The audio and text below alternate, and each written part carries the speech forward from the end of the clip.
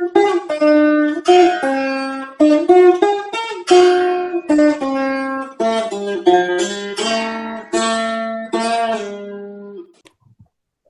నమః శాంతాయ దివ్యాయ సత్యధర్మస్వరూపిణే స్వానందామృత తృప్తాయ సుందరాయ నమో నమః. మనం అనుభూతి ప్రకాశంలో 2వ అధ్యాయంలో 113వ మంత్రం వరకు వచ్చాం. 114వ మంత్రం ఇవాళ మనం చెప్పుకోవాలి. ఈ వారం మళ్ళీ మనం చెప్పుకున్నట్టుగా అయితే ద్వితీయ అధ్యాయాన్ని మనం పూర్తి చేసుకోవటం అయిపోతుంది. అయితే తైత్రీయోపనిషత్తుకు సంబంధించినటువంటి విషయాల్ని మాట్లాడుకుంటున్నాం. అసదేవమగ్రే అభూత్ నామరూపాత్మకం జగతు పశ్చాత్తు బ్రహ్మణా సృష్టం తదభూత్ బ్రహ్మ సత్వతః. అసదేవం అగ్రే అభూత్ నామరూపాత్మకం జగత్ పశ్చాత్తు బ్రహ్మణా సృష్టం సదభూత్ బ్రహ్మ సత్వతః.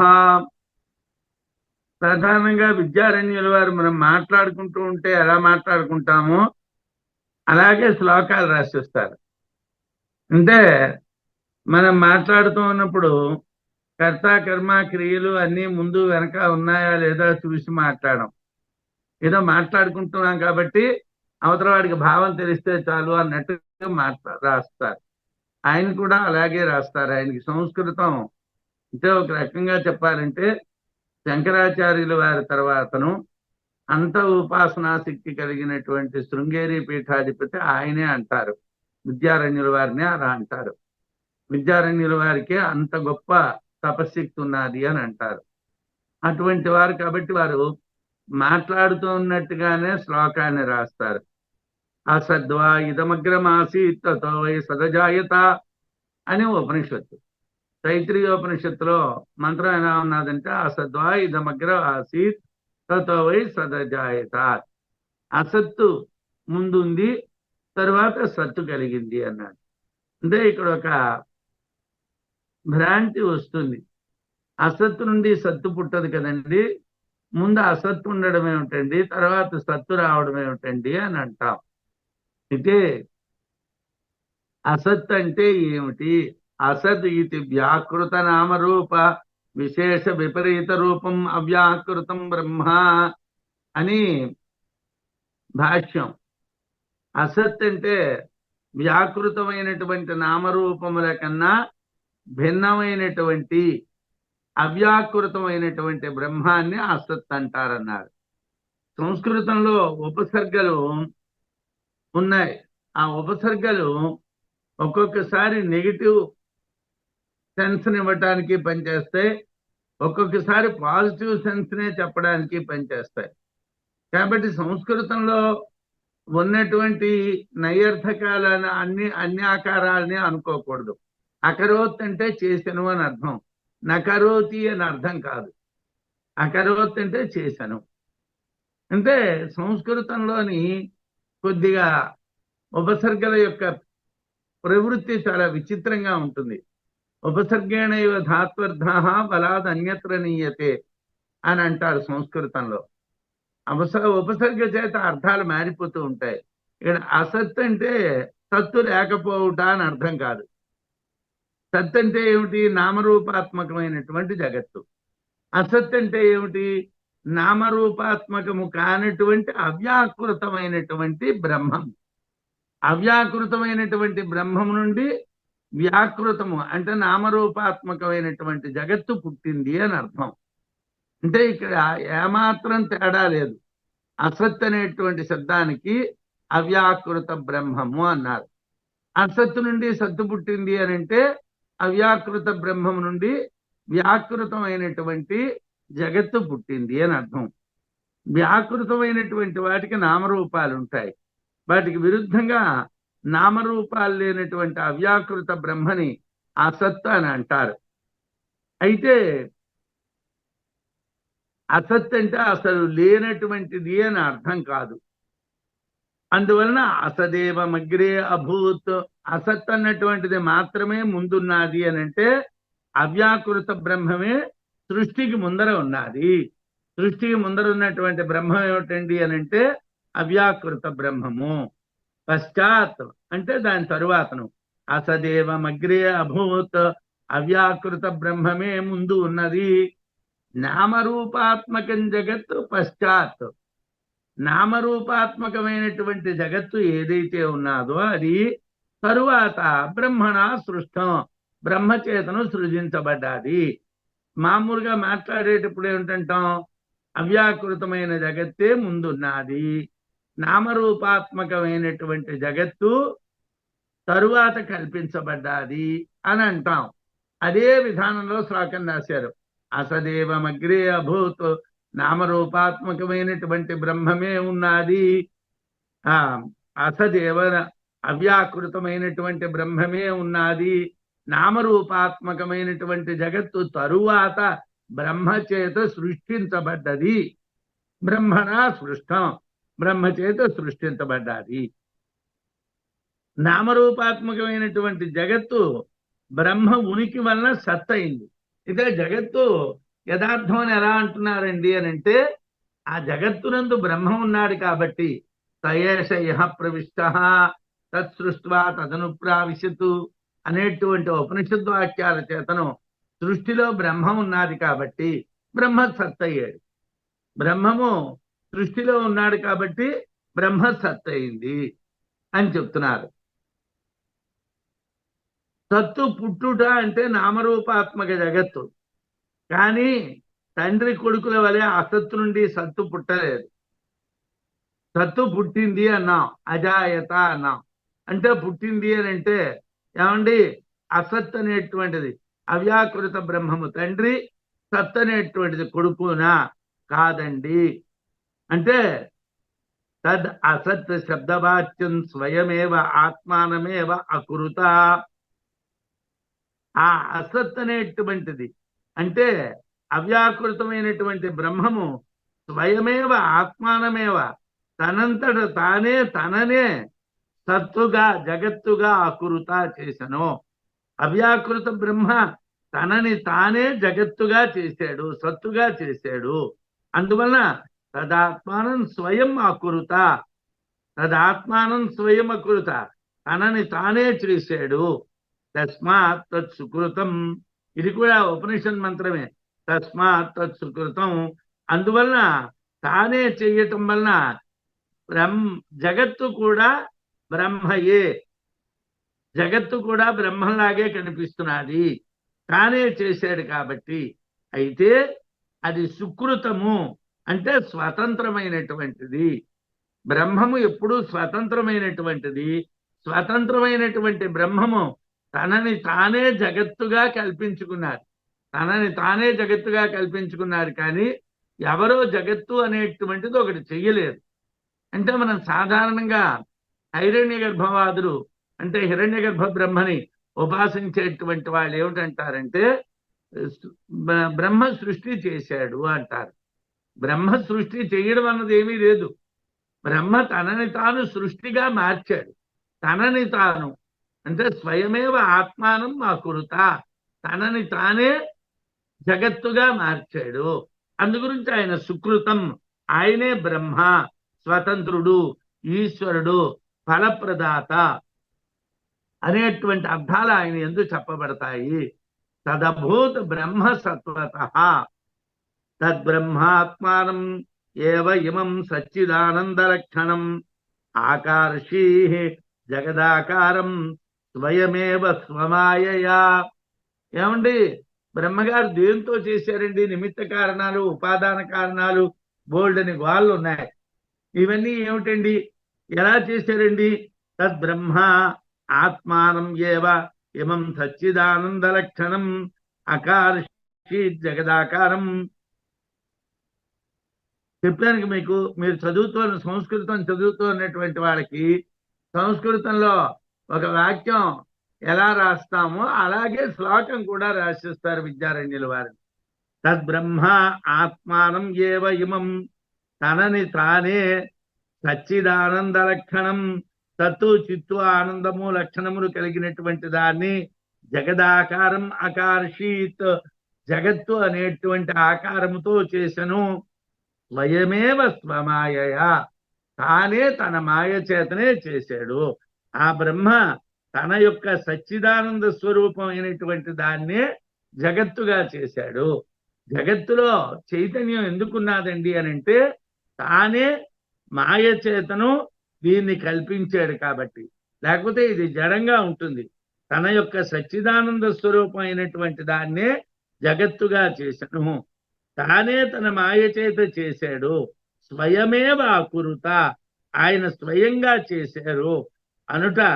బ్రహ్మ మాయ చేతనే ఆత్మానం అనుట తననే జగత్తుగా చేసను అని అర్థం. స్వయమేవ అకురుత అనడం చేతను బ్రహ్మ మాయ చేత తనని తానే చేసాడు అని అర్థం. ఆత్మానం అంటే తననే జగత్తుగా చేశాడు, మాయతో జగత్తుగా చేశాడు. అంటే యథార్థంగా అక్కడ బ్రహ్మమే ఉన్నది. ఆ బ్రహ్మాన్ని మనం మాయతో జగత్తు అని అనుకుంటున్నాం. మాయతో జగత్తుగా మార్చాడు. యథార్థంగా అక్కడ ఉన్నటువంటిది బ్రహ్మమే. బ్రహ్మమే ఉన్నది, సచ్చిదానంద లక్షణమైనటువంటి బ్రహ్మమే ఉన్నది. ఆ బ్రహ్మాన్నే తన మాయ చేతను జగత్తుగా మార్చాడు. అస్తి భాతి ప్రియంచేతి ప్రతివస్త్వభాసతే తయేతే సచ్చిదానంద బ్రహ్మణా భాంతి వస్తుషు. సాధారణంగా శాస్త్రాలు చదువుకున్నటువంటి వాళ్ళు శాస్త్రబద్ధంగా ప్రతిదాన్ని విచారణ చేస్తారు. విద్యారణ్యుల వారు కూడా విచారణ చేస్తున్నారు. ఏమిటండి అని అంటే లోకంలో అస్థి ఉన్నది, భాతి ప్రకాశిస్తున్నది, ప్రియంచ ఇష్టమైనటువంటిది అనే మూడు లక్షణాలు ప్రతి వస్తువు అవభాసతే, అన్ని వస్తువుల్లోని కూడా కనిపిస్తుంది. ఉన్నది, ప్రకాశిస్తున్నది, మనకిష్టం, ఈ మూడు పదాలు ప్రతి వస్తువులోనే ఉంటాయి. వాటినే సత్ చిత్ ఆనంద బ్రహ్మణా భాంతి వస్తుషు తయేతే. ఆ మూడే, ఆ లక్షణాలే సత్తు ఉన్నది, చిత్తు ప్రకాశించుచున్నది అనేటువంటి దాంతో, ఆనందము అంటే ప్రియమైనటువంటిది అనేటువంటి పేర్లతో బ్రహ్మణ బ్రహ్మమునందున్నాయి. జగత్తులో అస్థి భాతి ప్రియం అని ఉంటే బ్రహ్మములో సత్తు చిత్తు ఆనందము అని ఉన్నాయి. బ్రహ్మములో, జగత్తులో అస్థి అంటే బ్రహ్మములో సత్తు, జగత్తులో భాతి అంటే బ్రహ్మములో చిత్తు, జగత్తులో ప్రియము అంటే బ్రహ్మములో ఆనందము. ఇక్కడ ఏమిటైతే మూడు లక్షణాలు ఉన్నాయన్నామో ఆ మూడు లక్షణాలు బ్రహ్మమునందు కూడా ఉన్నాయి.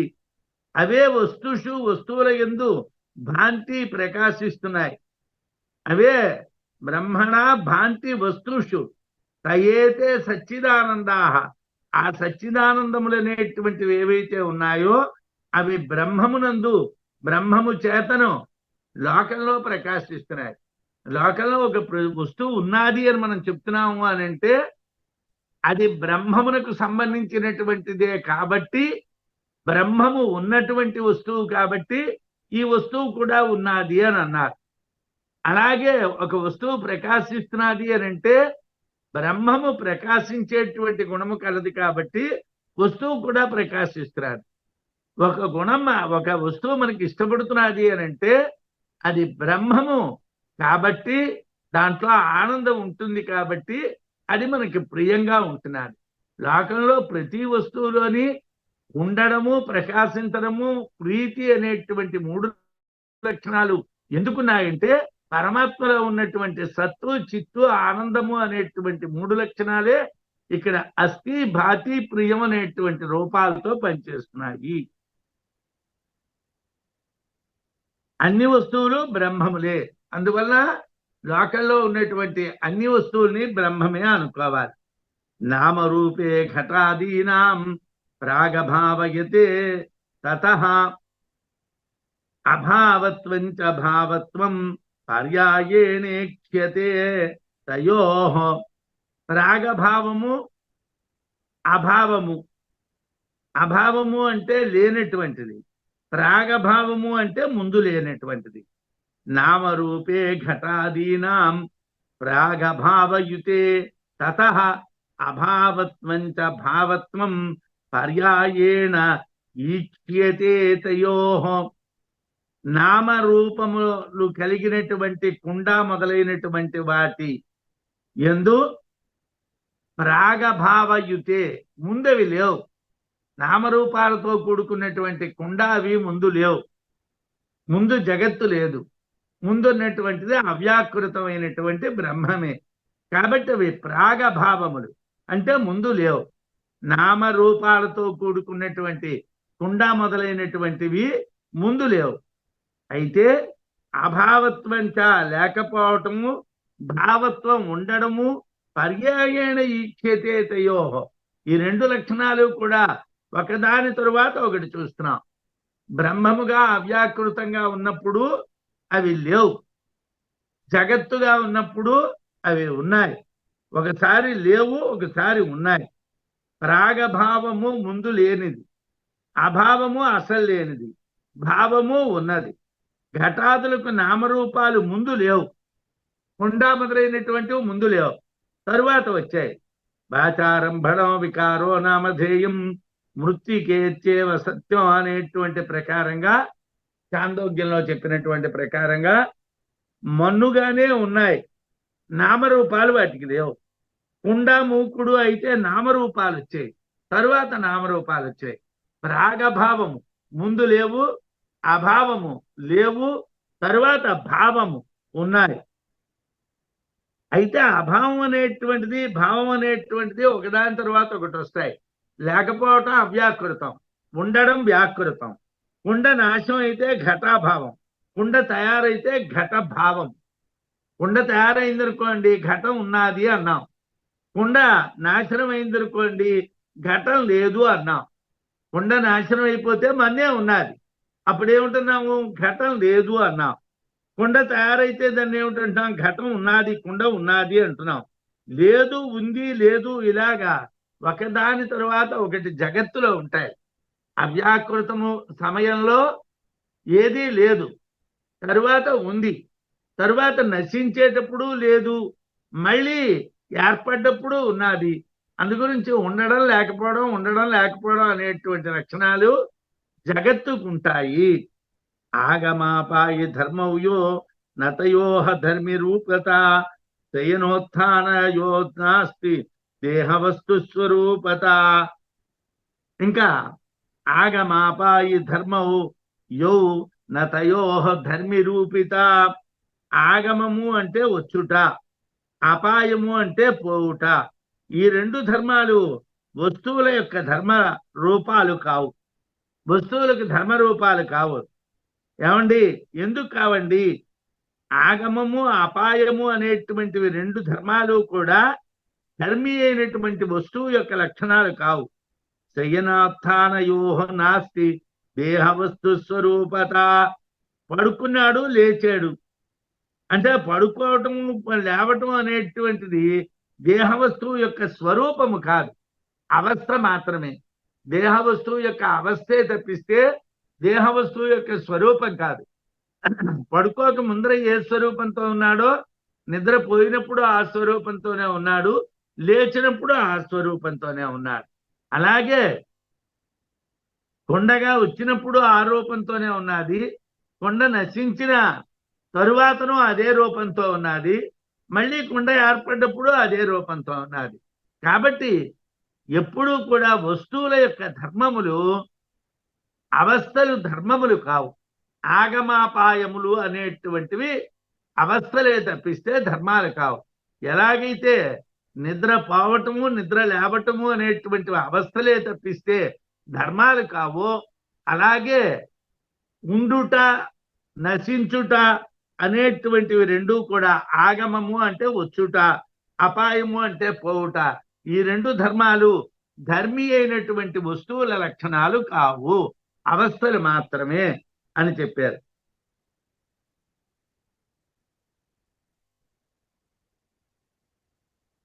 దేహానికి కానీ వస్తువులకు కానీ అవస్థలే ఉంటాయి. అభావ ఆగమం, భావాగమం, అభావ అపాయము, భావాపాయము అనేటువంటివి అవస్థలు మాత్రమే. అభావ ఆగమం అంటే లేకపోవటం అనేటువంటిది వచ్చింది. ఎలా వచ్చింది? కుండ పగిలిపోయింది, లేదు అనుకున్నాం, మళ్ళీ కుండ తయారైంది, భావ ఆగమనం, కుండ వచ్చింది. అలాగా అభావ అపాయం అంటే లేకపోవటం అనేటువంటిది పోయింది, కొత్తగా కుండ వచ్చింది కాబట్టి. భావాపాయం, ఉన్న కుండ ముక్కలైపోయింది. అంటే అవస్థలు ఉంటాయి. ఈ దేహం పోతుంది, మరో దేహం వస్తుంది. ఈ దేహం ఉంటుంది, మరో దేహం రాదు. ఈ దేహం ఉంటూ ఉండగా మరో దేహం రాదు. ఈ దేహం నశిస్తుంది. ఆగపాపాయినో నిత్యాహ కాంతి దీక్షంతి అనే భగవద్గీతలో కూడా చెప్తారు. అనిత్యములు, ఆగమ అపాయ ధర్మములు అనేటువంటివి అనిత్యాలు. ఇవాళ వస్తాయి, రేపు పోతాయి. అవి పెర్మనెంట్ కావు. ఆ ధర్మాలు పెర్మనెంట్ కావు. సత్వ అసత్వే అన్యదీయే భాసేతే నామరూపయో మాయారూపమసత్వం స్యాత్ సత్తాయా బ్రహ్మరూపత. ఏమండి?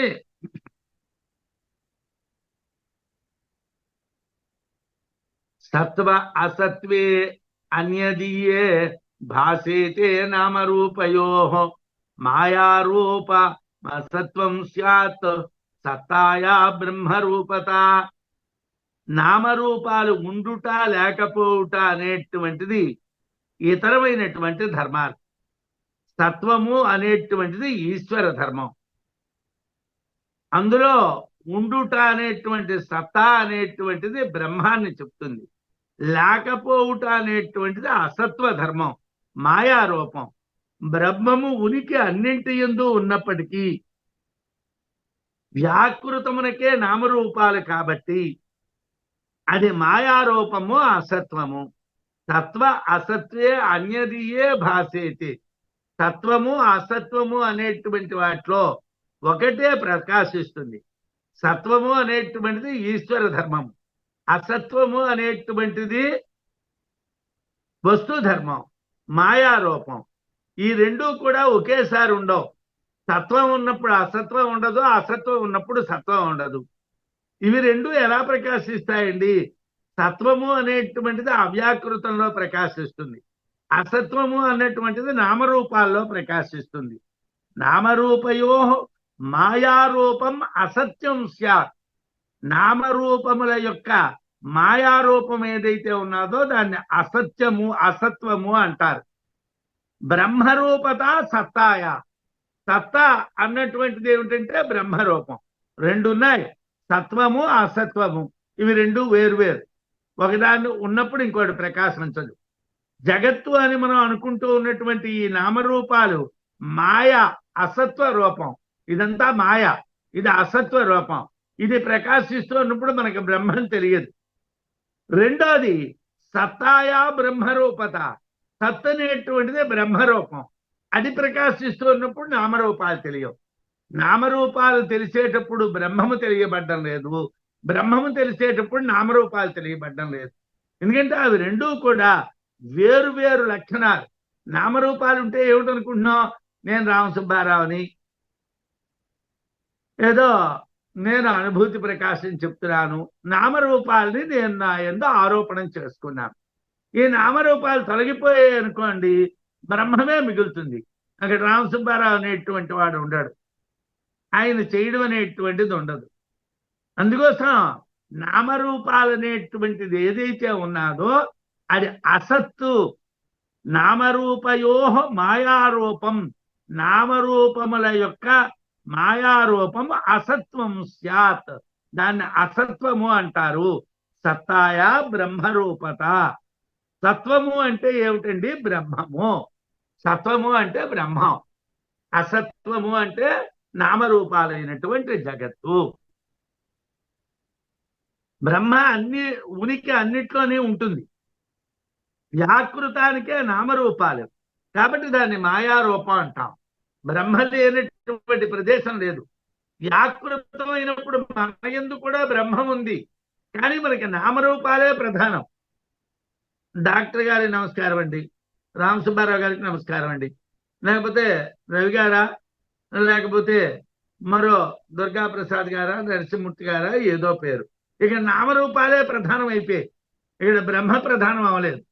బ్రహ్మ ప్రధానం అయిందనుకోండి, రామసుబ్బారావు గారు, డాక్టర్ గారు, రవి గారు, దుర్గాప్రసాద్ గారు, నరసింహమూర్తి గారు అందరూ ఒకటే. ఎందుకంటే నామరూపాలు తొలగిపోయిన తర్వాత ఉన్నటువంటి ఆత్మ ఒక్కటే, సత్వం. అది బ్రహ్మ. అసత్వం అనేటువంటిది లేకపోవటం అది మాయలో గుర్తించబడుతుంది. మనం మాయలో ఉన్నాం కాబట్టి మనం మాయలో గుర్తించబడుతున్నాం.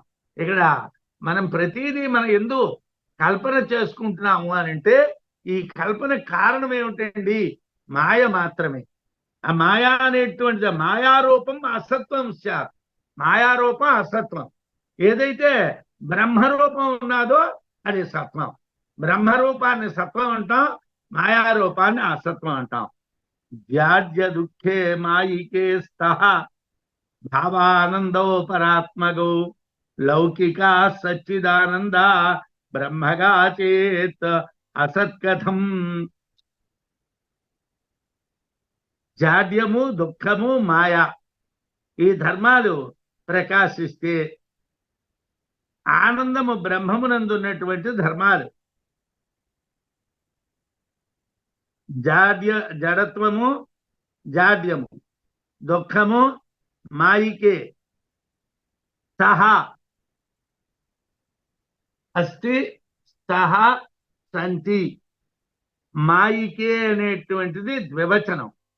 మాయికే అనేటువంటి చోట సహ అన్నాడు. భావానందౌ పరాత్మగౌ. ఇవి మూడు కూడా అంటే జాడ్య దుఃఖములు రెండూ కూడా మాయ యందు ఉండేటువంటివి. జడత్వము, దుఃఖము అనేటువంటివి మాయ యందు ఉండేటువంటి ధర్మాలు. జాడ్యము, దుఃఖము, మాయికే స్తః. స్తః అంటే రెండు ఉన్నవి. మాయికే మాయ యందు రెండు ఉన్నాయి. ఏముంటున్నది? జాడ్యము అనేటువంటిది ఒకటున్నది, దుఃఖము అనేటువంటిది ఒకటున్నది. భావానందం, భావము ఆనందము అనేటువంటివి రెండు ఉన్నాయి. ఆ రెండు దేంట్లో? పరాత్మగౌ బ్రహ్మమునందు ఉన్నాయి. బాణము, ఆనందము. బాణము అంటే ప్రకాశించుట, ఆనందము అంటే అతిలోకమైనటువంటి ప్రియత్వం. ఆనందం. బాణము ప్రకాశించుట, ఆనందము పొందబడేది ప్రియత్వము. ఈ రెండు పరాత్మగౌ బ్రహ్మమునందు ఉంటాయి. మాయలో రెండు లక్షణాలు ఉంటాయి, బ్రహ్మంలో రెండు లక్షణాలు ఉంటాయి. మాయలో ఉండేటువంటి లక్షణాన్ని జాడ్యము అన్నాము, దుఃఖము అన్నాము. బ్రహ్మమునందు ఉండేటువంటి దాన్ని భానము, ప్రకాశము అన్నాము, ఆనందము అన్నాము. లౌకికా సచ్చిదానందా. సత్తు, చిత్తు, ఆనందము అనేటువంటివి లౌకికములు. బ్రహ్మగా చేత అసత్కథం. సత్తు అంటే అస్థి, చిత్తు అంటే భాతి, ప్రియం అంటే ఆనందం అనే అర్థాలు చెప్తే సచ్చిదానందాలు జాడ్యాలు అవుతాయా, దుఃఖప్రదాలు అవుతాయా? ఇప్పుడు మీరు రెండు ఒకటే అన్నారు కదండి. బ్రహ్మమునందు అస్థి, భాతి, ప్రియము ఉన్నాయి కదా, అవే సచ్చిదానందాలు అన్నారు. అయితే ఇక్కడ పూర్వపక్షం వాళ్ళు ప్రశ్న వేశారు. ఏమిటండి? ఏమంటే మీరు అస్థి అన్నటువంటి దేంట్లో చెప్పారు? లోక అంటే మాయతో కూడుకున్నటువంటి జగత్తునందు చెప్పారు. భాతి అనేటువంటి దేంట్లో చెప్పారు? జగత్తునందు చెప్పారు. ప్రియము అన్న దేంట్లో చెప్పారు? జగత్తునందు చెప్పారు. ఈ మూడు లక్షణాలు సచ్చిదానందములు, పరబ్రహ్మమునందు ఉండేటువంటి సత్తు, చిత్తు, ఆనందములు ఇవే అన్నారు. అయితే మాయ లక్షణాలైనటువంటి జాడ్య దుఃఖాలు సచ్చిదానందానికి ఉంటాయా, పరబ్రహ్మానికి ఉంటాయా? ఎప్పుడైతే అవి ఇవి ఒకటే అన్నారో సచ్చిదానందంలో జాడ్యము అనేటువంటిది ఉంటుందా, దుఃఖము అనేటువంటిది ఉంటుందా? లౌకికములైనటువంటి సచ్చిదానంద లక్షణాలు మాయతో జగత్తుగా ఆరోపించబడినటువంటి బ్రహ్మయందు లక్షణాలు నశించేవే. అంటే లౌకిక విషయాలైనటువంటి సచ్చిదానంద లక్షణాలని మేము మాట్లాడాం, అలౌకికములైనటువంటి వాటిని మాట్లాడలేదు. మేము అస్థి అంటే సత్తండి ఏందన్నామంటే బ్రహ్మము జగత్తునందు ఉన్నది కాబట్టి అక్కడ ఉన్నటువంటి లౌకికమైనటువంటి సత్తును అన్నాం. అలాగే లౌకికమైనటువంటి చిత్తుని అన్నాం, లౌకికమైనటువంటి ఆనందాన్ని అన్నాం. ఈ మూడు మేము లౌకికంగా చెప్పాం కానీ అలౌకికంగా చెప్పలేదు. ఇప్పుడు మీకు దానికి ఉదాహరణ ఏమిటంటే, మనం సాధారణంగా ఒక 100 మందినో 1000 మందినో చూసాం అనుకోండి. మేము ఉపాధ్యాయులం కాబట్టి సాధారణంగా మేము పిల్లల్ని చూస్తూ ఉంటాం. మా దగ్గర ఉండేటువంటి 100 మంది పిల్లల్లో 2 3 అసాధారణమైనటువంటి తెలివితేటలు కలిగిన వాళ్ళు ఉంటారు. వాళ్ళకు ఉండేటువంటి తెలివితేటలు అసాధారణంగా ఉంటాయి. ఉంటే ఆ తెలివితేటలు వాళ్ళకి అలా కలగడానికి కారణం ఏమిటి? అదేమిటది అంటే, వారి యందు బ్రహ్మము ప్రకాశిస్తున్నది. అందరి యందు బ్రహ్మం ఉంటే అక్కడే ఎందుకు ప్రకాశిస్తున్నది అంటే, అక్కడ లౌకికమైనటువంటి సచ్చిదానంద లక్షణాలు పనిచేస్తున్నాయి. ఇతరుల యందు జాడ్య దుఃఖాలే పనిచేస్తున్నాయి. అంటే ఒకే చోట ఉన్నటువంటి 98 పిల్లల్లో జాడ్యము దుఃఖమే కనిపిస్తున్నాయి, మాయ చేతనం. ఒక ఇద్దరిలో సచ్చిదానంద లక్షణాలైనటువంటి అస్థి భాతి ప్రియము కనిపిస్తున్నాయి. దీన్ని ఏమిటన్నా లౌకికం అన్నాం. మేము ఇది అలౌకికం అనలేదు. అంటే లౌకికములైనటువంటి సచ్చిదానంద లక్షణాలు మాయతో జగత్తుగా ఆరోపించినటువంటి బ్రహ్మయందలి లక్షణాలు నశించేవే. ఇవెప్పుడూ కూడా శాశ్వతాలు కావు. మేము చెప్పినటువంటి లౌకికమైనటువంటి సచ్చిదానంద లక్షణాలు మాయతో కూడుకున్నటువంటి బ్రహ్మమునందు ఆరోపింపబడినటువంటివి. ఇవి నశించేటువంటివే కానీ ఇవి యథార్థములు కావు. బ్రహ్మమందున్నటువంటి సచ్చిదానందములు నిత్యములు, అవి అసత్తు కావు. అవి అసత్ కావు. జాడ్యము దుఃఖము అనేటువంటి మాయకి సంబంధించినటువంటివి. భానము ప్రకాశించుట ఆనందము అన్నటువంటివి బ్రహ్మమునకు సంబంధించినటువంటివి. లౌకిక సచ్చిదానందా బ్రహ్మగా, లౌకికములైనటువంటి సచ్చిదానందములు నశించేవి. బ్రహ్మగా చేత్, బ్రహ్మమునందుండేటటువంటివైతే అసత్కథం, అవి నశించేవి కావు. బ్రహ్మమునందుండేవి నశించేవి కాదు, లౌకికమునందుండేవి నశించేవి. లౌకికమునందు మీరెందుకు వాటిని చెప్తున్నారండి అని అంటే, జగత్తునందు కూడా బ్రహ్మం ఉన్నాడు కాబట్టి జగత్తునందు ఉన్నటువంటి బ్రహ్మమునందు సత్తు చిత్తు ఆనందము అనేవి ఆరోపణ చేశాం. వాడు సత్పురుషుడురా అన్నాం, మంచివాడు అన్నాం. అంటే వాడు బ్రహ్మమా? వాడు గొప్ప జ్ఞానిరా అన్నాం. అంటే వాడు బ్రహ్మమా? వాడు ఎప్పుడు ఆనందంగా ఉంటాడురా అన్నాం. అంటే వాడు బ్రహ్మమా? కాడు. అవి మూడు లౌకికంగా మనం ఆరోపించాం. ఆ సత్పురుషుడు నశించిపోతాడు, ఆ జ్ఞాని నశించిపోతాడు, ఆ ఆనందము నశించిపోతుంది. అవి లౌకికములు కాబట్టి నశించేటువంటివి. లౌకిక సచ్చిదానందా బ్రహ్మగా చేత్, బ్రహ్మగములైతే అంటే బ్రహ్మమునందు సచ్చిదానందాలైతే అసత్కథం, అవి అసత్తు కాదు, అవి సత్తే, అవి యథార్థములే, అవి ఎప్పుడూ ఉండేటువంటి, అవి నిత్యాలు. బ్రహ్మమునందు ఉండేటువంటి సచ్చిదానందములు నిత్యములు, అవి నశించవు. లౌకికములైనటువంటి సచ్చిదానందములు నశిస్తాయి. అనంతో మన లోకంలో వాడు సత్పురుషుడు అంటాం, వాడి యందు లోపాలు ఉంటాయి. వాడు జ్ఞాని అంటాం, వాడి యందు లోపాలు ఉంటాయి. వాడు ఆనందంగా ఉన్నాడు అంటాం, వాడికి లోపాలు ఉంటాయి. ఎందుకుంటాయి? అవి లౌకికములు కాబట్టి. లౌకికములైనటువంటి వాటిలో మాయ ఉంటుంది కాబట్టి, మాయ ఉండడం చేత అనిత్యత్వం ఉంటుంది కాబట్టి అక్కడ లోపాలు ఉంటాయి. బ్రహ్మమునందు ఉండేటువంటి సచ్చిదానందాల్లో లోపాలు ఉండవు. అక్కడ మాయ లేదు కాబట్టి, అవి శాశ్వతమైనటువంటివి కాబట్టి. అసత్ అంటే అవ్యాకృత బ్రహ్మమునందరి సచ్చిదానందములు నిత్యములు, మాయ యందు కల్పితాలు లౌకికములే. రెండూ ఒకటి కావు. ఈ రెండింటినీ ఒకటి అనుకోకూడదు. భవేత్ బ్రహ్మసత్తాస్మిన్ ఆనందోస్తి కథం శృణు, ఆనందోత్ర అభ్యుపేతవ్యః రసవాన్ మధురాదివత్. ఏమండి, ఇప్పటి వరకు మనకి కొంత ఆయన వివరణలు చెప్పారు. ఆయన వివరణలు చెప్పిన తర్వాత మళ్ళీ ఉపనిషత్తు విషయంలోకి వస్తున్నారు. ఉపనిషత్తులోని యద్వైత సుకృతం రసో వై సహా రసం చేవా అయం లబ్ధ్వా ఆనందీ భవతి అనేటువంటి మంత్రం ఉన్నది. యద్వై తత్సుకృతం, దాన్ని బ్రహ్మము అంటారు. ఆ బ్రహ్మం రసో వై సహా, ఆ బ్రహ్మమే రసము, అదే ఆనందము. రసం హేవ, ఆ రసాన్ని అయం లబ్ధ్వా పొంది ఆనందీ భవతి, ఆనందాన్ని పొందినటువంటి వాడు అని చెప్పబడుతున్నాడు అని ఉపనిషత్తులో మంత్రం. ఆ మంత్రాన్ని తీసుకున్నారు. భవేత్తు బ్రహ్మసత్తా అస్మిన్ ఆనందోస్తి కథం శృణు, ఆనందో అత్ర అభ్యుపేతవ్యః రసవాన్ మధురాదివతు.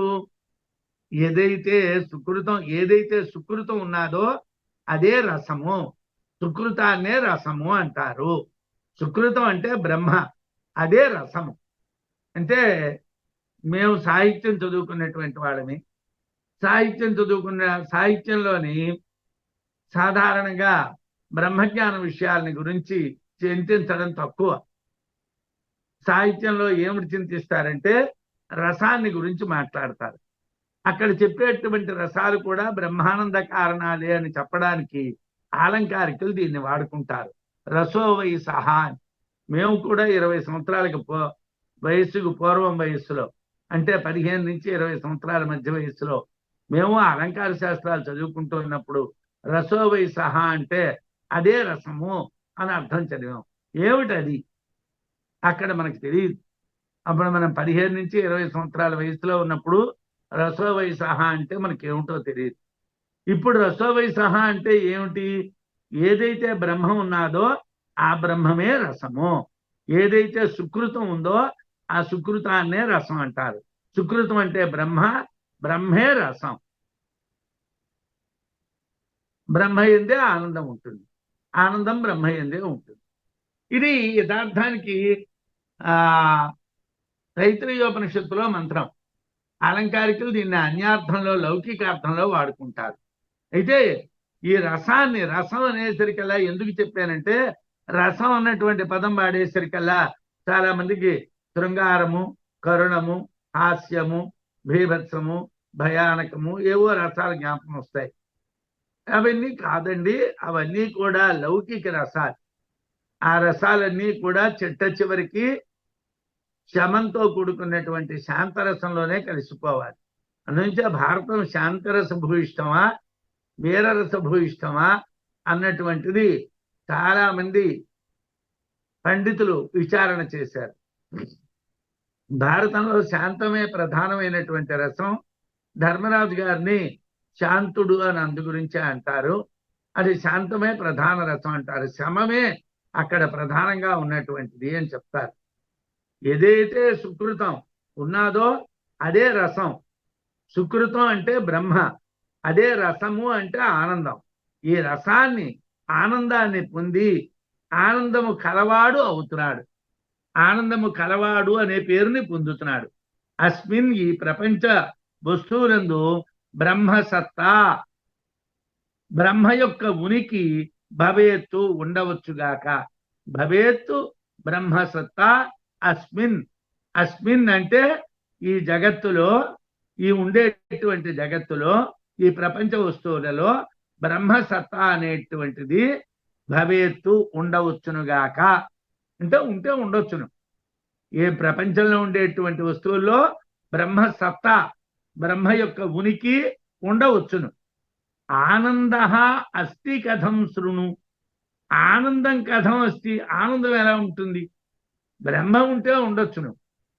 బ్రహ్మ ఉంటే ఆనందం ఉంటుందా? అయితే వినవయ్యా, మధురాదివతు, తీపి మొదలైనటువంటి వస్తువులాగా, రసవాన్, ఆనందము కలది అయి ఉన్నది. ఈ విషయం అత్ర, ఇక్కడ ఆనంద, ఆనందం అభ్యుపేతవ్య, ఉన్నది అని తెలుసుకోవాలి అని చెప్తున్నాము. ఆనందో అత్ర అభ్యుపేతవ్య, ఇక్కడ ఆనందాన్ని పొందాలి. రసవాన్ మధురాధివతో, మధురమైనటువంటి వాటి విషయముల యందు ఎలాగైతే ఇది తీయగా ఉన్నదని చెప్తున్నామో, ఇక్కడ కూడా ఆ మధురమైనటువంటి రసస్వరూపమైనటువంటి ఆనందాన్ని అనుభవించాలి. ఇక్కడ కూడా అనుభవించాలి. యథార్థానికి ఈ జగత్తులో, ఈ ప్రపంచంలో, అస్మిన్ అంటే ఈ జగత్తులో బ్రహ్మసత్తా అస్తి, బ్రహ్మసత్తా భవేత్, బ్రహ్మసత్తా ఉండును గాక అంటే ఉంటే ఉండొచ్చును. ఆనంద కథం అస్తి శృణు, ఆనందం ఎలా ఉంటుందండి? బ్రహ్మ ఉంటే ఉండొచ్చును, ఆనందం ఎలా ఉంటుందంటే ఆనందాన్ని అనుభవించమన్నాడు.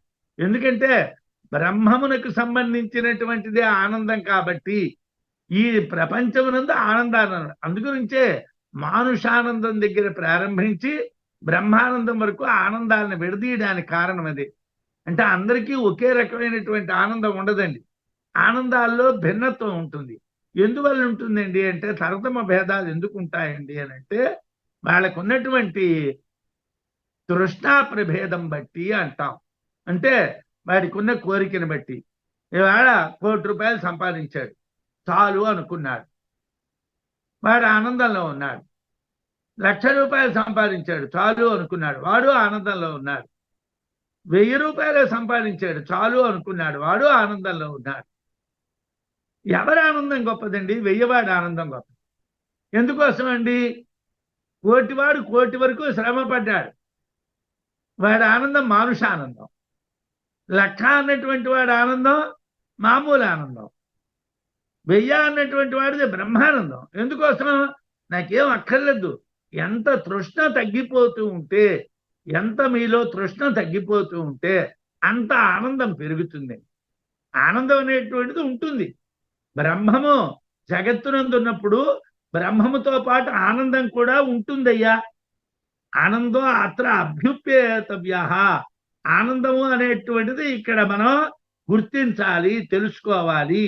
ఎలాగండి అని అంటే మధురాదివత్తు, మధురమైనటువంటి వస్తువుల యందు రసాన్ని ఎలా గుర్తిస్తున్నావో అలాగే బ్రహ్మంలో ఆనందాన్ని కూడా గుర్తించు. అయితే ఏమండి, జగత్తులో బ్రహ్మ ఉండొచ్చును కానీ ఆనందం ఎలా ఉంటుందండి? జగత్తు అనిత్యం కదా, ఆనందం నిత్యం కదా. అంటే ఆనందంలో తరతమ భేదాలు చెప్పాం కదండి, తారతమ్యాలు చెప్పాం కదా. ఆనందాలు కూడా పెర్మనెంట్ ఆనందం, బ్రహ్మానందం. ఈ మీ కింద ఆనందాలు బోల్డెన్ని రకాలు ఉన్నాయి, కలుగుతూ ఉంటాయి, పోతూ ఉంటాయి, కలుగుతూ ఉంటాయి, పోతూ ఉంటాయి. కాబట్టి జగత్తులో కూడా ఆనందం ఉన్నదని గుర్తించవచ్చును. ఎలాగైతే మధుర పదార్థాల్లో తీపి ఉన్నదని గుర్తించామో అలా గుర్తించవచ్చును. మూఢస్య మధురాది స్యాత్ రస బ్రహ్మ వివేకిన మధురాది భుగానంది బ్రహ్మవిచ్చ తథా సుఖీ. లోకంలో మూఢులైనటువంటి వాళ్ళకి తీపి మొదలైనటువంటివి బాగుంటాయి. మామూలుగా మోహంతో ఉన్నటువంటి వాళ్ళు ఏమంటే మీ అబ్బాయి గారు వచ్చారంటే మా అబ్బాయి వచ్చాడా అండి, మా అబ్బాయి వచ్చాడా అండి అంటాడు. ఏమంటే మీకు ఇవాళ ఒక ₹1,00,00,000 వచ్చేయండి, ₹1,00,00,000 వచ్చేయండి అంటాడు. వాడికి ఆనందం. మూఢుడైనటువంటి వాడికి మధురములైనటువంటివి ఆనందాలు, అవి రుచికరిస్తాయి. వివేకిన, వివేచనం చేసేటువంటి వాడికి బ్రహ్మ రస, బ్రహ్మము రసము. ఎవరైతే వివేకం చేస్తారో అంటే ఆలోచిస్తారో వారికి బ్రహ్మరసం. అంటే మనం ఆలోచించాలండి. ఆలోచించడం అనేటువంటిది ఒక అలవాటు. సాధారణంగా ఉపనిషత్తులు నిన్ననే శంకర జయంతి నాడు అనుకున్నాం, ఉపనిషత్తులు శ్రవణం చేశాం, మననం చేయాలన్నాం, నిధిధ్యాస కూడా ఏర్పాటు చేశారు. మననం చేయడం అంటే ఏమిటండి? ఒకే విషయాన్ని అలా ఆలోచిస్తూ ఉండాలి. నేను శంకర జయంతి నాడు ఒక ఆలోచన వచ్చింది. ఆద్యే సత్వముని వితరతి జ్ఞానం అంటే కృతయుగంలో కపిలాచార్యుల వారు జ్ఞానాన్ని అందించారు. కృతయుగంలో చాలా మంది ఉంటూ ఉండగా కపిలాచార్యుల వారినే గురువుగా ఎందుకు చెప్పాడు? బ్రహ్మేశ్ కృతయుగంలో సాక్షాత్తుగా బ్రహ్మజ్ఞానాన్ని ఉపదేశిస్తాడు కదా. మనం గురు పరంపర చెప్తూ ఉన్నటువంటి చోట నారాయణం పద్మభువం వశిష్టం అంటున్నాం, కానీ నారాయణం కపిలం అంటం లేదు కదా. మరి ఎందుకు లేకపోతే కపిలం బ్రహ్మ అంటం లేదు కదా? కపిలాచార్యుల వారిని ఎందుకు చెప్పారు అంటే శేశ్వర సాంఖ్యవాదాన్ని చెప్పారు కాబట్టి, కృతయుగంలో శేశ్వర సాంఖ్యవాదాన్ని చెప్పారు కాబట్టి కపిలాచార్యుల వారు గురువు. ద్వితీయే దత్త అంటే త్రేతాయుగంలో దత్తుడు. అదేమిటండి దత్తుడు అంటే? బ్రహ్మ విష్ణు మహేశ్వరుల యొక్క అవతారం. ఆ బ్రహ్మగారి రూపమైన చంద్రుడు ఆకాశంలోకి పోయాడు, ఈశ్వరుడు రూపమైనటువంటి దూర్వాసుడు తపస్సుకు పోయాడు, అక్కడ మిగిలింది విష్ణుమూర్తి యొక్క రూపమే. వాడు గురువు ఏమిటి చేశాడండి ఆయన అంటే, దత్తస్వ యోగా దధ యోగనాథ అని యోగాన్ని ఉపదేశం చేశాడు. కాబట్టి పరమాత్మతో జీవాత్మ సంయోగాన్ని, పరమాత్మ జీవాత్మల యొక్క కలయికని ఆయన ఏర్పాటు చేశాడు. కాబట్టి త్రేతాయుగంలో దత్తుడు గురువయ్యాడు. వ్యాసుడు ద్వాపరయుగంలో ఎందుకయ్యాడండి? సాక్షాత్తు ఉపనిషత్తుల యొక్క జ్ఞానాన్ని పొందలేనటువంటి వాళ్ళ కోసం బ్రహ్మసూత్రాలని కల్పించాడు. కాబట్టి మరి కలవ శంకర, కలిలో శంకరుడు ఎందుకయ్యాడండి? ఉపనిషత్తులకి బ్రహ్మసూత్రాలకి వ్యాఖ్యానం చెప్పడమే కాకుండా సౌందర్య లహరిలో శ్రీ విద్య అనేటువంటి దాన్ని ఉపదేశం చేశారు. శ్రీ విద్య అంటే మృత్యువు నుండి బయటపడే విద్య. మృత్యువు కలియుగంలో భయంకరమైనటువంటిది కాబట్టి మృత్యువు నుండి బయటపడేటువంటి విద్యను ఉపదేశించారు. కాబట్టి శంకరాచార్య వారు దీన్ని వివేకం అంటాం అంతే. దీనికి ఏం వ్యాఖ్యాన పుస్తకాలు ఉంటాయా అండి? ఏ ఊర్లో దొరుకుతాయండి? కాదు. మనం చేయవలసింది వివేకం, ఆలోచన చెయ్యాలి. వివేకిన ఆలోచించేటువంటి వాళ్ళకి రసహ బ్రహ్మ, ఆనందమే బ్రహ్మము, వేరేగా బ్రహ్మం ఉండదు. మధురాది భుగానంది ఏమండి, మూఢుడైనటువంటి వాడు మధురమైనటువంటి పళ్ళు కాయలు పదార్థాలు తిని ఆనందిస్తాడు. అలాగే బ్రహ్మవిచ్చ, బ్రహ్మవేత్త కూడా తథా సుఖీ, ఆ విధంగానే వీడు కూడా సుఖాన్ని అనుభవిస్తాడు, వీడు ఆనందాన్ని అనుభవిస్తాడు. బ్రహ్మవేత్త కూడా ఆనందాన్ని అనుభవిస్తాడు. బ్రహ్మవేత్త ఆనందాన్ని దేంతో అనుభవిస్తున్నాడండి? రసం అనే ఆనందంతో అనుభవిస్తున్నాడు. ఆనందం అనేటువంటిది రసం, దాన్ని అనుభవిస్తున్నాడు బ్రహ్మవేత్త. లౌకికమైనటువంటి వస్తువుల యొక్క మధురానుభూతులు మాత్రమే మూఢుడికి తెలుసును, కానీ బ్రహ్మవేత్త అయినటువంటి వాడికి ఆనంద స్వరూపమే తెలుసును. ఆనందంలో వాడు మునిగి తేలుతూ ఉంటాడు అని చెప్పారు. మూఢస్య మధురాది స్యాత్ రసః బ్రహ్మ వివేకిన అంటే మూఢునికి మధురాది రసాలే ఆనందాన్ని కలిగిస్తాయి. బ్రహ్మాన్ని వివేచన చేసేవాడికి ఆనందం అనేటువంటిది ఉంటుంది. మధురాది భుగానంది, మధురాదుల్ని తినేటువంటి వాడి ఆనందం. బ్రహ్మవిచ్చ, బ్రహ్మవిత్తుకుండేటువంటి ఆనందం, రెండూ ఒక రకమైనవి.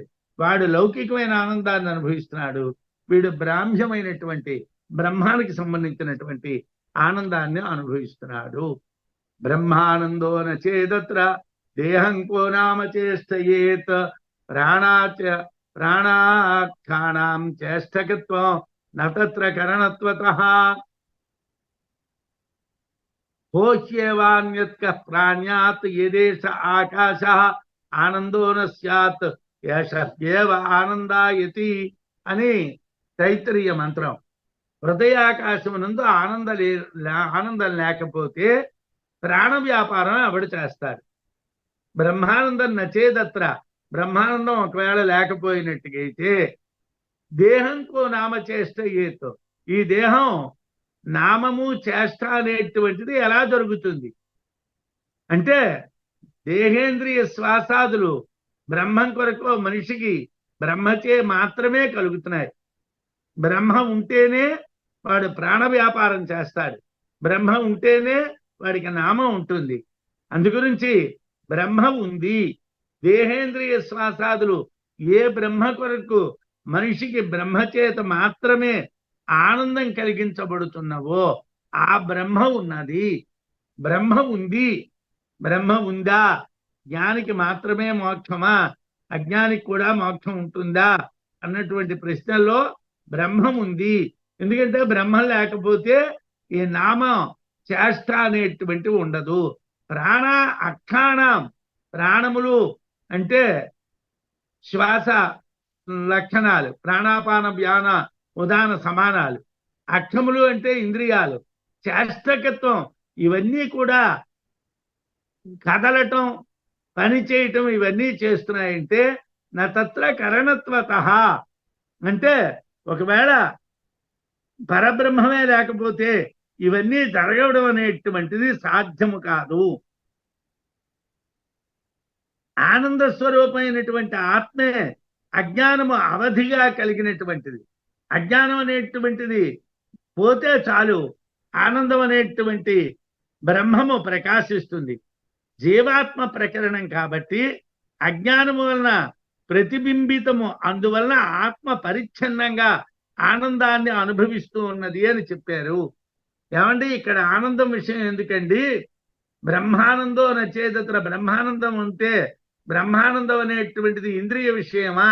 ఇంద్రియాలు పనిచేస్తున్నాయంటే బ్రహ్మానందం ఉండబట్టే పనిచేస్తున్నాయని చెప్పొచ్చునా అంటే చెప్పొచ్చునయ్యా.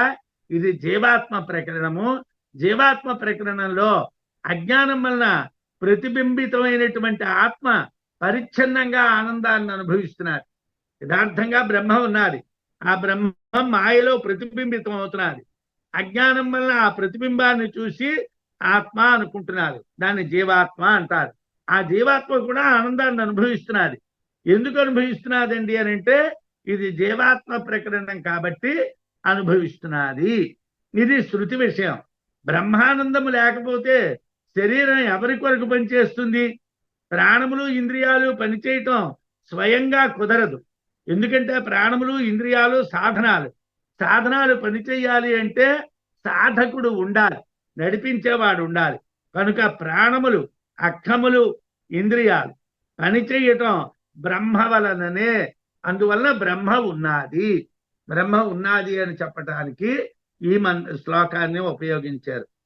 నా కేవలం చేష్టకత్వం విషయానంద హేతుత అప్యల్ప విషయాన్ లబ్ధ్వా స్వానందే మధ్యతి క్షణం. 123వ శ్లోకంలో ఆత్మ పరిచ్ఛిన్నంగా ఆనందాన్ని అనుభవిస్తున్నది అన్నాం. ఇది జీవాత్మ ప్రకరణం కాబట్టి ఆ జీవాత్మ ఆనందాన్ని అనుభవిస్తున్నది అని చెప్పాం.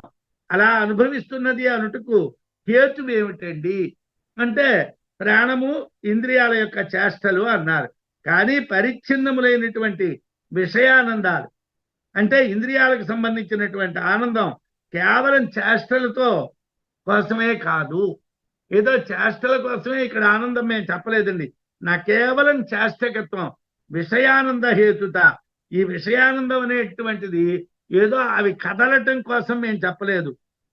అప్యల్ప విషయాలను లబ్ధ్వా స్వానందే మధ్యతి క్షణం అంటే అల్ప విషయములైనటువంటి ఈ విషయానందాల్ని పొంది కొంతసేపు స్వానందంలో కూడా, స్వాత్మానందంలో కూడా ములుగుతాడు. అంటే ఈ చిన్న ఆనందం నుంచి, చిన్న చిన్న సుఖాల నుండి బ్రహ్మానందం ఒక్క క్షణం పొందుతాడు. కాకపోతే మళ్ళీ విషయానందాల్లోకి వచ్చేస్తాడు. సాధారణంగా సాధకులు ఎవరండి? జీవాత్మే సాధకుడు. సాధకుడు అంటే వేరేగా ఒకడు లేడు. ఎవడైతే జీవుడు అంటున్నామో వాడే సాధకుడు. వాడు విషయానందాల్లో మునిగి ఉంటాడు. అప్పుడప్పుడు ఆ విషయానందాల్లోంచి బ్రహ్మానందం వైపు వెళ్తాడు. ఒక్క క్షణకాలం మళ్ళీ విషయానందాల్లోకి వచ్చేస్తాడు. అలా జరగకూడదు. అందుగురించే మనం మననం అంటున్నాం. ఇప్పుడు శ్రవణం చేస్తున్నప్పుడు ఏమిటనుకుంటాం? ఎలాగైనా ఈ వేదాంతం మనకి పట్టుబడిపోవాలి, మనం ఇదంతా కూడా చదివేసి దీంట్లో బాగా నిష్ణాతులం అవ్వాలి అనుకుంటాం. అనుకోని గంట సేపు వినేసిన తర్వాతను మళ్ళీ ఇతరమైనటువంటి విషయాల్లో వెళ్ళిపోతాం. టీవీ చూస్తాం, ఏవో అవి చూస్తాం, ఇవి చూస్తాం. మరి ఈ ఆనందం పోయి మళ్ళీ విషయానందాల్లో పడిపోతాం. మళ్ళీ ఇంకేదో ఒకటి వింటాం, రాత్రో ఇంకా రేపు తెల్లారో ఏదో వింటాం. అప్పుడు మళ్ళీ బ్రహ్మానందం ఒక లేశమాత్రంగా కలుగుతుంది. మళ్ళీ విషయానందాల్లో పడిపోతాం. క్షణమాత్రంగా కలుగుతుంది. అంటే బ్రహ్మానంద సుఖమే అనుభవించబడేది. విషయాల ద్వారా అనుభవింపబడితే కొద్ది కాలం మాత్రమే అనుభూతి ఉంటుంది. అంటే విషయానందాల వల్ల ఏమిటవుతూ ఉంటుందంటే ఆ బ్రహ్మానందంలోకి వెళ్తూ ఉంటాం, మళ్ళీ వెనక్కి వచ్చేస్తూ ఉంటాం, వెళ్తూ ఉంటాం, వెనక్కి వచ్చేస్తూ ఉంటాం. దాని మీద నిలబడి ఉండడం అనేటువంటిది కుదరదు. విషయానంద పర్యంతై కామ సృష్ట్యాది హేతుభి బ్రహ్మసత్వే స్థితే ముక్తి చింత్యతే విద్వదజ్ఞయో. ఇది వాదనలో పూర్వపక్షం వాళ్ళకి సంబంధించినటువంటిది. వాదనలో పూర్వపక్షం, సిద్ధాంతం ఉన్నారు. ఉపనిషత్తు మీరు విన్నారు, డాక్టర్ గారు మన్నం చేయించారు. తైత్రీయోపనిషత్తు చలాకి వారు చెప్పారు, విన్నారు. ఇక్కడ పూర్వపక్ష విషయాన్ని మాట్లాడుతున్నాడు. ఏమిటండి? సో అకామయత మొదలుకొని యాశక్యేవానందయతి వరకు ఉన్నటువంటి విషయం అంతా చూస్తే సృష్టి చేస్తాను అన్నటువంటి కోరిక ప్రారంభించి విషయానందం కూడా బ్రహ్మానంద భాగమే, అంటే బ్రహ్మ అన్నింటిలోని ఉన్నది అని అర్థము అని అక్కడ చెప్పారు. అక్కడ ఈ విషయం అంతా చెప్పారు.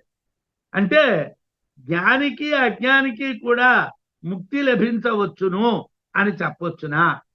విషయానంద పర్యంతై కామ సృష్ట్యాది హేతుభి, కోరికల చేతను సృష్టి అంటే కామ సృష్టి అంటే సో అకామయత అసృజత అనేటువంటి పదాలు. అంటే వాడి కోరిక కలిగింది, వాడు సృష్టి చేశాడు అనేటువంటి హేతువుల చేతను విషయానంద పర్యంతం ఆయన ఆనందీ భవతి అనే ఆనందాన్ని పొందుతాడు అన్నంత వరకు చెప్పారు కదా. అంటే ప్రారంభము కామము సృష్టి, అంతము విషయానందం. అంటే ముందు మంత్రం ప్రారంభం ఎక్కడైంది? సోకామయత అన్న దగ్గర ప్రారంభమైంది. ఆయనేమో తత్సృష్ట్వా ఆయన సృష్టించాడు అన్నాం, అసృజత అని సృష్టించాడు అని చెప్పాం. తర్వాత ఏమిటైంది? విషయానందీ భవతి అన్నాం. యాశక్యేవ ఆనందయతి, అతడే ఆనందాన్ని పొందుతున్నాడు అన్నాం. అంటే ఇదంతా కూడా, ఈ మొత్తం అంతా కూడా మీరు ఏమిటి? బ్రహ్మానికి కోరిక కలిగింది, బ్రహ్మ సృష్టి చేశాడు, బ్రహ్మ ఆనందాన్ని అనుభవిస్తున్నాడు అన్నాం. బ్రహ్మానందం అనుభవించబడుతున్నాడు అంటే విషయానందం కూడా బ్రహ్మానందంలో భాగమే. బ్రహ్మ అన్నింటిలోని ఉంది అని అర్థం. అయ్యా బాగానే ఉన్నది, బ్రహ్మ అన్నింటిలోనే ఉన్నది, ఆనందం పర్యంతం మీరు చెప్పారు కాబట్టి అంతా బ్రహ్మమే, బాగానే ఉంది. ఇప్పుడు మాకు సమస్య ఉన్నది. జ్ఞానికి అజ్ఞానికి కూడా ముక్తి లభిస్తుంది అని చెప్పవచ్చు కదా. ఎందుకంటే ఇప్పుడు విషయానందం అనేటువంటిది అజ్ఞానిది, బ్రహ్మానందం అనేటువంటిది జ్ఞానిది. మీరు కామయత అన్న దగ్గర నుంచి ఆనందీ భవతి అన్నటి వరకు మొత్తం అన్ని చోట్ల ఉన్నది అన్నారు కాబట్టి, జ్ఞానంలోని ఉన్నది అజ్ఞానంలోని కూడా ఉన్నది కాబట్టి మీరు అలా చెప్పొచ్చునా? జ్ఞానికి అజ్ఞానికి కూడా మోక్షం వస్తుంది అని చెప్పొచ్చునా?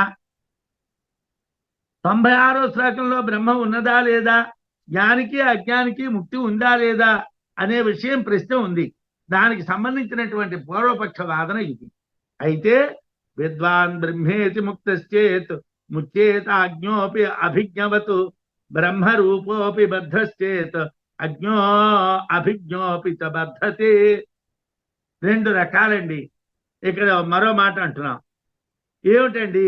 ఆనందం బ్రహ్మానందమే, ఇక్కడ చెప్పినటువంటి ఆనందం బ్రహ్మానందమే అయినప్పటికీ విషయాల ద్వారా పొందబడుతున్నది అని అన్నారు కదా మీరు. అంటే బ్రహ్మ దృష్టి, విషయ దృష్టి ఏదున్నా ముక్తి కలగాలి కదా. ఇది బ్రహ్మానందమేనకండి, కానీ విషయాల ద్వారా మీరు అనుభవిస్తున్నారండి అని అన్నారు కదా. మేము ఒప్పుకున్నామండి. అయితే విషయ దృష్టి ఉన్నా బ్రహ్మ దృష్టి ఉన్నా ఆనందం అనేటువంటిది ఉన్నది కాబట్టి ముక్తి కలగాలి కదా. విషయాల్లోని బ్రహ్మానందం ఉన్నది కదా. విషయాల్లో బ్రహ్మానందం ఉన్నది కాబట్టి మూఢులకి మోక్షం కలగాలి, అజ్ఞానులకి మోక్షం కలగాలి, జ్ఞానులకి కలగాలి కదా. విద్వాన్ బ్రహ్మేతి ముక్తశ్చాత్, బ్రహ్మయ్యై విద్వాంసుడు బ్రహ్మయ్యై ముక్తిని పొందితే బ్రహ్మైవ సన్ బ్రహ్మాప్యేతి, విద్వాంసుడైనటువంటి వాడు బ్రహ్మరూపాన్ని పొంది బ్రహ్మ మోక్షాన్ని పొందితే ముచ్చేత అజ్ఞోపి అభిజ్ఞవతు, అజ్ఞుడైనటువంటి వాడు కూడా అజ్ఞాని కూడా తెలిసినటువంటి వాడిలాగే ముక్తిని పొందాలి. ఒకవేళ కానీ జ్ఞాని పొందుతాడు, విద్వాంసుడు పొందుతాడు అంటే అజ్ఞాని కూడా పొందాలి. బ్రహ్మరూపోపి బద్ధశ్చేత్, లేదండి బ్రహ్మరూపి అయినటువంటి వాడు కూడా, బ్రహ్మస్వరూపుడైనటువంటి వాడు కూడా బద్ధుడే అంటే అభిజ్ఞోపి బధ్యతే. అజ్ఞ అభిజ్ఞ అపి బధ్యతే, అజ్ఞుడు అభిజ్ఞుడు కూడా బద్ధులే అవుతున్నారు. ఒకవేళ బ్రహ్మజ్ఞానము కలవాడు కూడా బద్ధుడే అంటే అజ్ఞాని బద్ధుడే, బ్రహ్మజ్ఞాని బద్ధుడే. ఒకవేళ విద్వాంసుడు ముక్తుడు అంటే విద్వాంసుడు ముక్తుడే, మూఢుడు ముక్తుడే, అజ్ఞాని ముక్తుడే, సమానంగా ఉండాలి కదండి. ఎందుకంటే అన్నింట్లోని విషయానందం ద్వారా అనుభవించేది కూడా బ్రహ్మానందమే కదండి. కాబట్టి బ్రహ్మ సర్వత్రా ఉన్నది కాబట్టి బద్ధులైనా ఇద్దరు బద్ధులవ్వాలి, ముక్తులైనా ఇద్దరు ముక్తులవ్వాలి, అంతే కదండి అని అడిగారు. అడిగితే మైవం బ్రహ్మాత్మ ఐక్యబోధ ఏవ ఏకో మోక్ష కారణం ఐక్యదర్శి ముచ్యతే అతో భేదదర్శి నముచ్యతే. ఏమండి ఇక్కడ సమస్య ఉన్నదంటే ఏతస్మిన్ అదృశ్యే అనాత్మే అనిరుక్తే అనిలయనే అభయం ప్రతిష్టాం విందతే అథ సో అభయంగతో భవతి యదా హి ఏవ ఏషా ఏతస్మిన్ ఉదరమంతరం కురుతే అథ తస్య భయం భవతి తత్వే భయం విషో మన్యాస్య అని శృతి, అంటే తైత్రీయ శృతిలో చెప్పబడ్డటువంటి మంత్రం. ఏమండి బ్రహ్మాన్ని గురించి తైత్రీయ శృతి ఏమిటి చెప్తున్నది? కంటికి కానరానటువంటి వాడు, శరీరం కాని వాడు, నిర్వచించి చెప్పడానికి వీలు కానటువంటి వాడు, ఎటువంటి ఆశ్రయాలు లేనివాడు, అభయస్వరూపమైనటువంటి పరమాత్మ యందు నిశ్చయముగా నిలిచి ఉంటే అతడు అభయాన్ని పొందుతాడు అన్నారు. ఏతస్మిన్ అదృశ్యే అనాత్మే అనిరుక్తే అనిలయనే అభయం ప్రతిష్టాం విందతే. వాడు అభయాన్ని పొందుతాడు. సదా సో అభయం గతో భవతి, వాడికి అభయం కలుగుతుంది.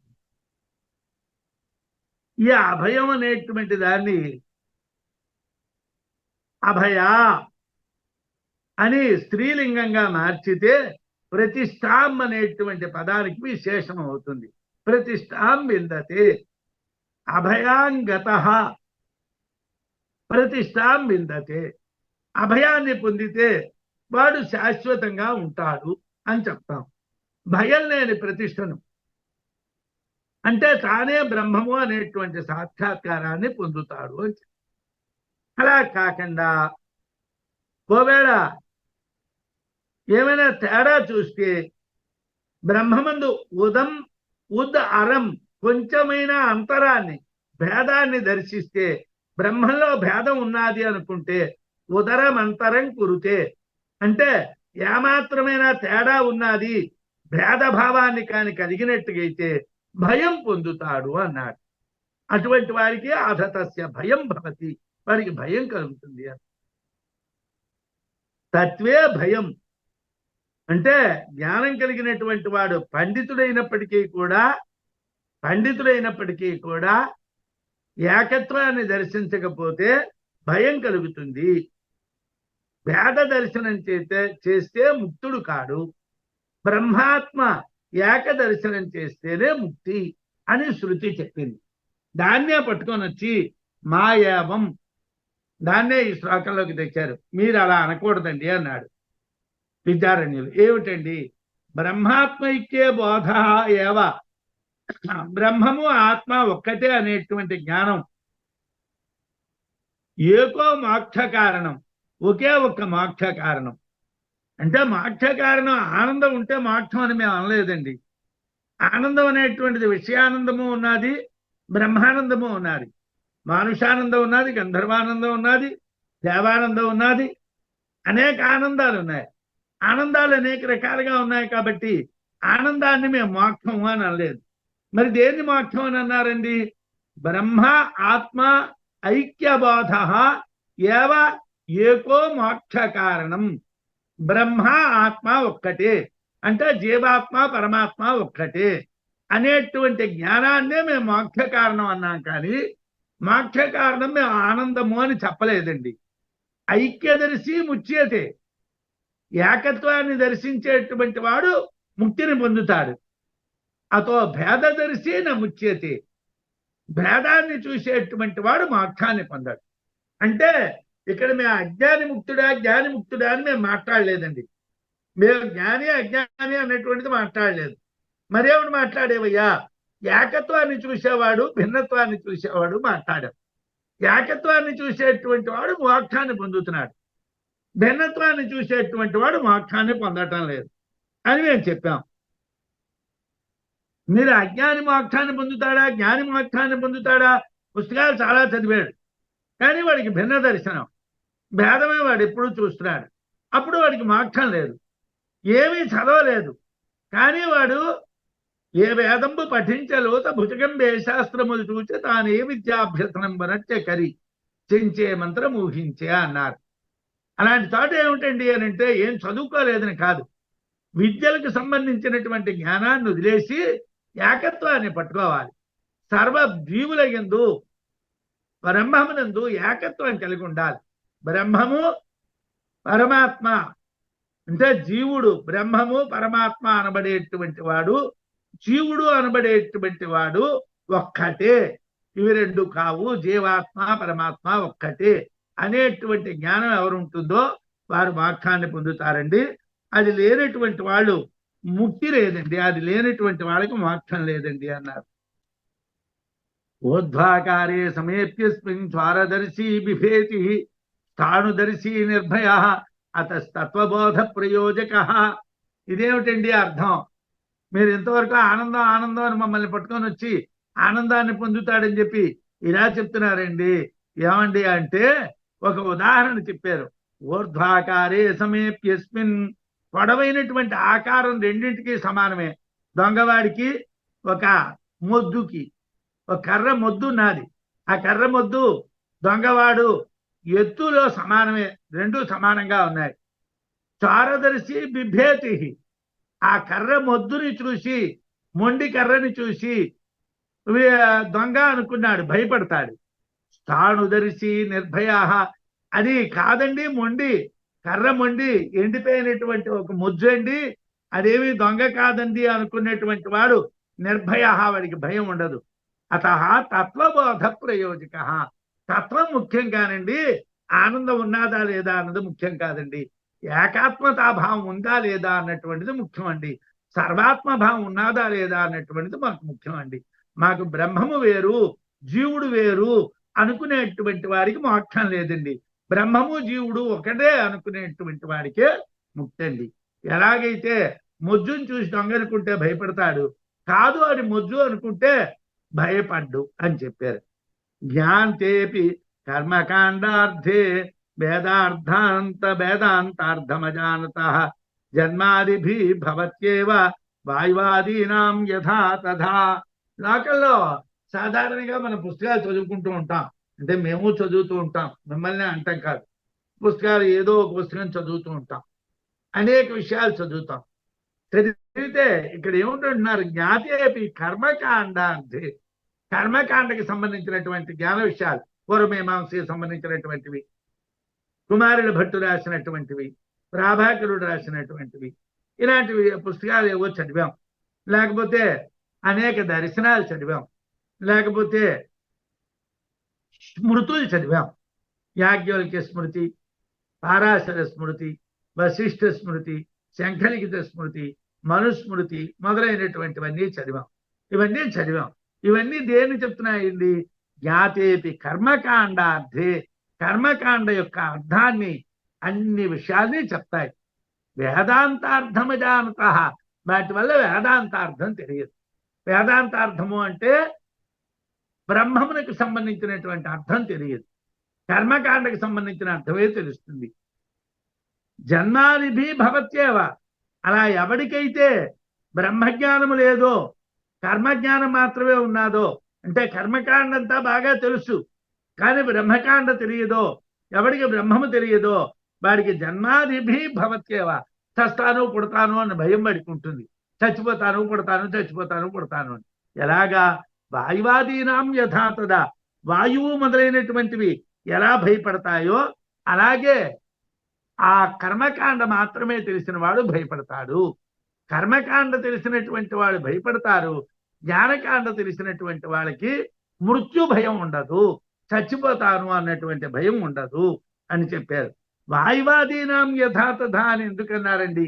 వాయువు మొదలైనటువంటివి ఆది దైవికములు, అవే చచ్చిపోతామేమో అని భయపెడితే ఇంకా ఆది భౌతికములైనటువంటి మనం భయపడ్డంలో పెద్ద వింతే ఉన్నదండి.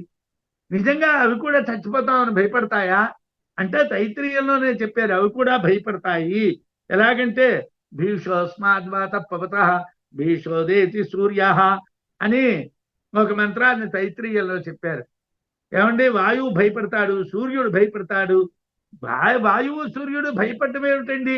వాళ్ళకి భయం ఉన్నదా అంటే ఉన్నది. కర్మకాండార్థము మాత్రమే, కర్మ విషయము మాత్రమే తెలిసిన వాళ్ళు భయపడతారు, బ్రహ్మ విషయం తెలిసిన వాళ్ళు భయపడరు. వాయు సూర్యో వహ్నిరింద్రో మృత్యుశ్చాతీత జన్మని ధర్మజ్ఞ అప్యతత్వజ్ఞ ఇదానీం బిభ్యతి ఈశ్వరాత్. వాయువు, సూర్యుడు, వహిని అంటే అగ్ని, ఇంద్రుడు, మృత్యువు, 5 ఉన్నారు. వాయువు, సూర్యుడు, అగ్ని, ఇంద్రుడు, మృత్యువు. వీళ్ళట అతీత జన్మని, గడిచినటువంటి జన్మలో ధర్మజ్ఞాహ, కర్మకాండంతా తెలిసిన వాళ్ళు, బాగా యజ్ఞాగాది క్రతువులు చేశారు, పుణ్యం బాగా సంపాదించారు. ఒకడు వాయువుగా పుట్టాడు, ఒకడు సూర్యుడిగా పుట్టాడు, ఒకడు అగ్నిగా పుట్టాడు, ఒకడు ఇంద్రుడిగా పుట్టాడు, ఒకడు మృత్యువుగా పుట్టాడు. అయినా అతత్వజ్ఞ, వాళ్ళకి తత్వజ్ఞానం లేదు, బ్రహ్మజ్ఞానం లేదు. ఇదానీం బిభ్యతి ఈశ్వరాత్. అందువలన ఇప్పుడు కూడా వాళ్ళు ఈశ్వరుని చూసి భయపడుతున్నారు. వాళ్ళకి బ్రహ్మాత్మ ఐక్య జ్ఞానం లేకపోవటం వలన, కర్మకాండార్థ జ్ఞానమే ఉండటం వలన వాళ్ళు ఇప్పటికీ కూడా భీషోదేతి సూర్య అని సూర్యుడిని చూసి, సూర్యుడు భయపడుతున్నాడు ఈశ్వరుణ్ణి చూసి. అలాగే మృత్యుర్ధావతి పంచమహ అని మృత్యువు కూడా భయపడుతున్నారు. ఎందువల్లనండి అని అంటే అతీత జన్మమునందు జరిగినటువంటి జన్మలో వాళ్ళకి కర్మకాండకి సంబంధించినటువంటి జ్ఞానం ఉన్నప్పటికీ బ్రహ్మ జ్ఞానము లేదు కాబట్టి వాళ్ళు ఇప్పుడు కూడా భయపడుతున్నారు అని చెప్పాడు. భీషోస్మాద్వాత పవతే భీషోదేతి సూర్య భీష్మాస్మాదగ్నిశ్చ ఇంద్రశ్చ మృత్యుర్ధావతి పంచమహ అని శృతి. బ్రహ్మ భయం వల్ల గాలి వీస్తున్నది, సూర్యుడు ఉదయిస్తున్నాడు, అగ్ని ఇంద్రుడు పనిచేస్తున్నారు, మృత్యువు పరుగులు పెడుతున్నది అన్నారు. తేషాం ప్రశాస్త్రు బ్రహ్మ, వాళ్ళని శాసించేటువంటి వాడు బ్రహ్మ, వాళ్ళకి శాసకుడు బ్రహ్మ. అందువల్ల భయకారణం బ్రహ్మ. వాళ్ళకి బ్రహ్మ ఆత్మ ఏక జ్ఞానం లేకపోవటం వల్ల వాళ్ళు భయాన్ని పొందారు అని చెప్పారు. జ్ఞానీ కామాన్ ఏతి సర్వాన్ రసో వై సహ ఇతి శృతి బ్రహ్మానందం స్ఫుటీకర్తం మీమాంస ఆనందగోచ్యతే. ఏమండి, జ్ఞాని సమస్తమైనటువంటి కోరికల్ని పొందుతాడు. జ్ఞాని కామాన్ ఏతి సర్వాన్, సర్వాన్ కామాన్ ఏతి. జ్ఞాని అయినటువంటి వాడు సమస్తమైనటువంటి కామములను, కోరికలను పొందుతాడు. రసో వై సహ ఇతి శృతి, బ్రహ్మమే రసము అంటే ఆనందము. రసాన్ని పొంది మానవుడు ఆనందాన్ని పొందుతాడు. బ్రహ్మానందం స్ఫుటీకర్తం, ఆ బ్రహ్మానందాన్ని స్పష్టం చేయటం కోసం మీమాంస ఆనందగా ఉచ్యతే, ఆనందానికి సంబంధించినటువంటి మీమాంస చెప్తున్నామండి అని ఆనందవల్లిలో ఉండేటువంటి భేదాన్ని చెప్తున్నారు. యద్వైత సుకృతం, ఏదైతే ఆ ప్రసిద్ధమైనటువంటి సుకృతం అంటే బ్రహ్మ కలదో, రసో వై సహ అదే నిశ్చయముగా ఆనందము. రసహ్యేవాయ లబ్ధ్వా ఆనందీ భవతి, ఆ రసాన్ని ఆనందాన్ని పొంది మానవుడు ఆనందీ అనబడుతున్నాడు. వాక్యానంద సాధన రహితా అపి అనీహా నిరేషణా బ్రాహ్మణా వాక్యరస లాభాద్ ఇవ స్వానందా దృశ్యంతే విద్వాంసః. లోకంలో యథార్థంగా ఆనందాన్ని పొందాలి అని అంటే బాహ్యమైనటువంటి సాధన ఏదైనా ఉండాలి. అయినప్పటికీ బ్రహ్మజ్ఞులైనటువంటి విద్వాంసులు, బ్రహ్మమును తెలిసినటువంటి విద్వాంసులు బాహ్యమైనటువంటి ఎటువంటి సాధనాలు లేకపోయినా, ఏ కోరికలు లేకపోయినా, ఏ యాషణలు లేకపోయినా వాళ్ళు వాక్య రసాన్ని పొంది ఆనందాన్ని పొందినట్టుగా ఒక ఆనందాన్ని అనుభవిస్తున్నారు. అది ఆ ఆనందాన్ని బ్రహ్మానందము అంటారు. వాళ్ళు బాహ్యమైనటువంటివి ఏవీ లేకపోయినప్పటికీ ఆనందాన్ని అనుభవిస్తున్నారు. బ్రహ్మజ్ఞానులు బాహ్యానందాలు కోరరు, వాళ్ళకి యాషణలు ఉండవు, సాధనాలు లేవు, అయినా వాళ్ళు ఆనందంతో కనిపిస్తున్నారు అంటే బ్రహ్మాన్ని పొందే ఆనందాన్ని వాళ్ళు అనుభవిస్తున్నారు. అంటే జ్ఞానులు అన్ని కోరికలు తీరినటువంటి వాళ్ళు, ఆప్తకాములు, అలాగే ఆత్మకాములు కాబట్టి వాళ్ళు బ్రహ్మాన్ని పొంది అదే రసం అంటే ఆనందం కాబట్టి ఆనందంతో ఉన్నారు. వాళ్ళకి అన్ని కోరికలు తీరినట్టున్నారు. అయితే బ్రహ్మానందమును స్పష్టంగా చెప్పడానికి ఆనందంలో ఉన్నటువంటి భేదాల్ని మేము మీకు చెప్తున్నాం. ఆనందవల్లి చర్చించబడుతున్నది.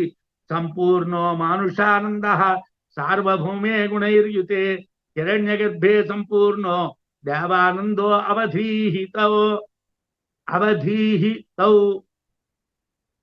సంపూర్ణో మానుషానంద సార్వభౌమే గుణైర్యుతే ఉత్తమ గుణ సంపన్నుడైనటువంటి సార్వభౌముడిలో ఉన్నటువంటి ఆనందాన్ని మానుషానందము అంటారు. ఒక గొప్ప చక్రవర్తిలో ఉత్తమ గుణాలు కలిగినటువంటి ఒక గొప్ప చక్రవర్తిలో ఉండే ఆనందాన్ని సంపూర్ణమైన మానుషానందము అంటారు. హిరణ్యగర్భ బ్రహ్మ హిరణ్యగర్భే సంపూర్ణ దేవానంద హిరణ్యగర్భ బ్రహ్మ యందలి ఆనందాన్ని సంపూర్ణమైనటువంటి దేవతానందము అంటారు. మనుష్యానందం దగ్గర నుంచి హిరణ్యగర్భ బ్రహ్మానందం వరకు ఉన్నటువంటి ఆనందములు అవధి కలిగినటువంటివి. అంటే ఇక్కడ స్టార్ట్ అవుతాయి, అక్కడ ఎండ్ అవుతాయి. ఈ ఆనందవల్లి అనేటువంటిది మనం మళ్ళీ వారం చర్చించుకుందాం. స్వస్తి.